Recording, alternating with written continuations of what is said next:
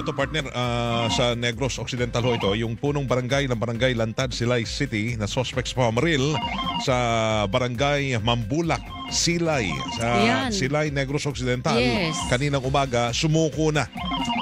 Mula ho dyan sa Bacolod si Crisanto Tesara ng Barangay FM Bacolod. Crisanto, magandang hapon. Pasok. Magandang hapon ha.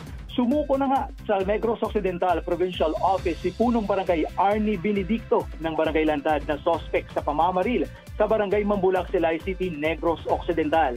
2 ang patay at 5 ang nasugatan sa insidente ng pamamaril kaninang umaga. Batay sa impormasyon, unang nakita si Benedicto na pumasok sa isang bahay na pribadong pag-aari na ginagamit ng mga kandidato at supporters ng Grupo Asenso.